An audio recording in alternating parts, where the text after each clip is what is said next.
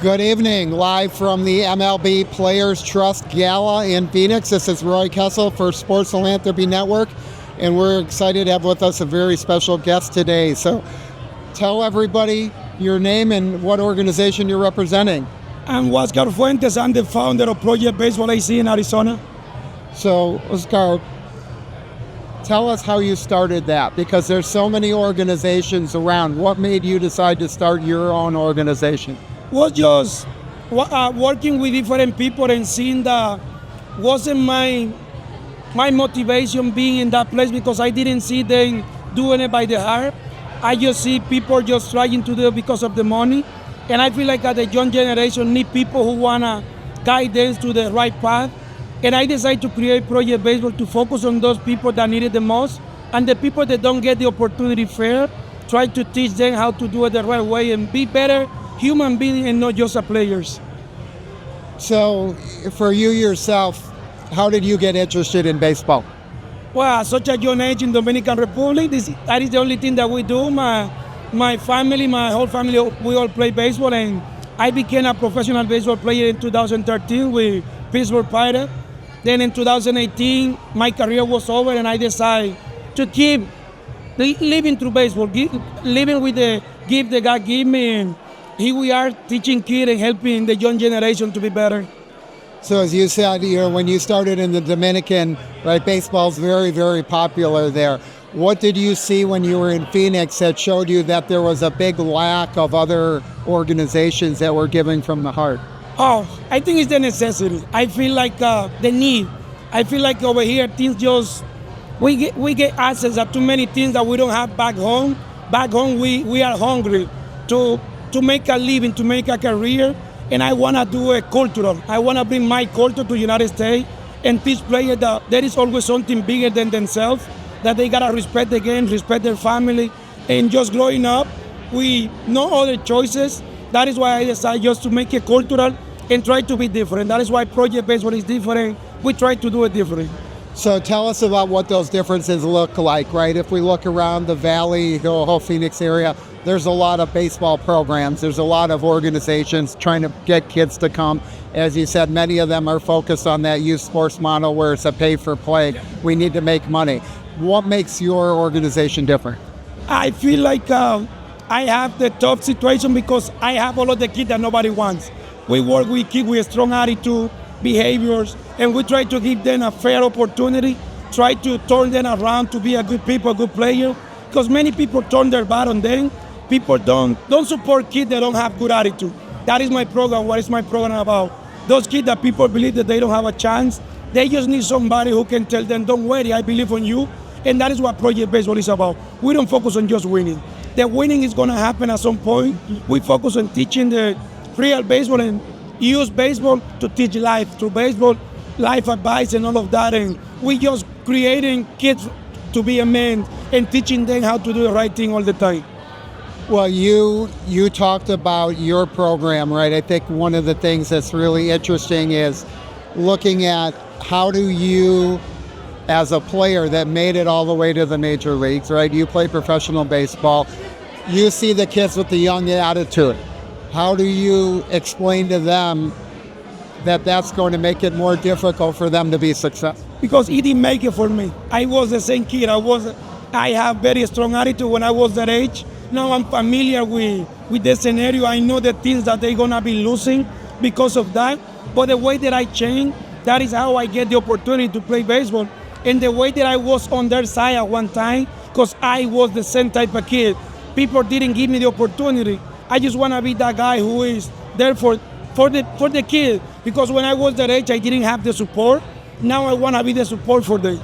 And I think it's so important, right? A lot of times, you look around, you look at a youth sports tournament or organization, the kids with the strong attitudes, a lot of people will write them off. They'll push them out the door and they'll say, yeah, that's it, I'm done with you, right? And these are kids that have, as you know, for yourself and the ones you're talking about, have a lot of talent. So what do you do with them that allows them to cultivate and capture that talent so that they can be successful? I feel it's being honest. Being honest, tell them what is their weakness. Sometimes They have people that just tell them what they're doing wrong. I don't want to point out what they're doing wrong. I want to always tell them how they can do it better. But if they don't do it better, that is when the honest part arrives. Because I told them, if you don't do it, then somebody is going to do it. I'm over here trying to help you.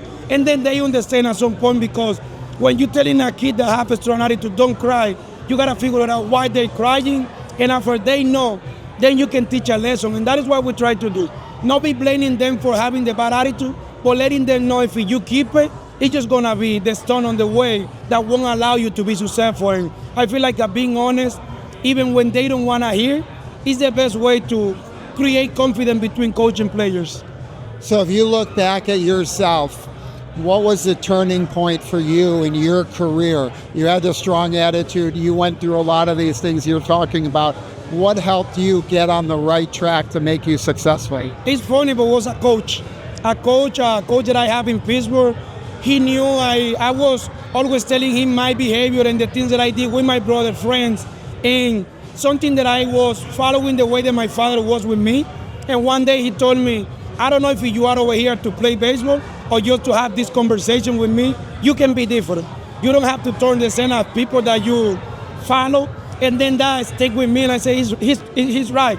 I can do it different. And then the way that a coach changed me, now as a coach, I'm trying to do the same thing with my players.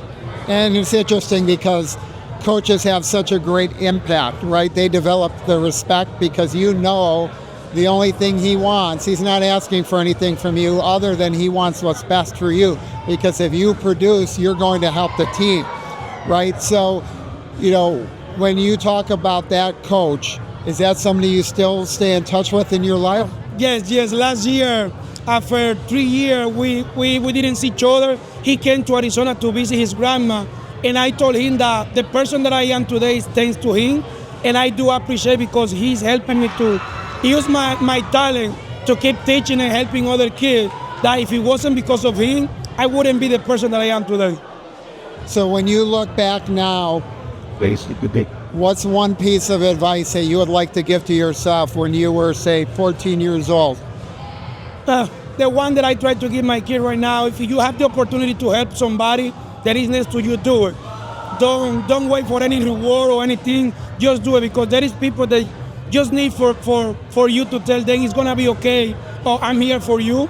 I didn't have that, and now the way that I have it with my wife, my family, my players, I feel like I will be telling my younger self, just help people, help somebody that is next to you, and the world is going to be better. And what is your view now? You've got this program running and established. Take us through the next couple of years. What do you want to see happen for the organization? Well, I feel like my number one goal is parenting. I feel like if I can create a program where I can help parenting to understand that sometimes their kids just need them to be there to support them and not to put any pressure, because I feel like our society right now, we as a parent sometimes try to make things easier for our kids, but we are doing it the opposite way, because we don't challenge them to be better and to struggle, to feel uncomfortable being uncomfortable. And I feel that will be my next goal, trying to help parents to understand that the less that they do is going to be the more for their kids. So you filled out a card here. It's a big child. One of our cause cards for the Wall of Philanthropy. Tell us what you picked and we'll stick that up there. Okay? It's a dot. Yeah, I am creating impact for leaving a legacy for my kid. This cause is important to me because when you have the opportunity to help, you should do it at all costs. I'm grateful with all opportunity that I have. Well, thank you for being with us today. We appreciate your time, and for all of our viewers and listeners, thank you for joining Sports Philanthropy Network live from the MLB Players Trust Gala in Phoenix. This is Roy Kessel signing off, reminding you to live generously.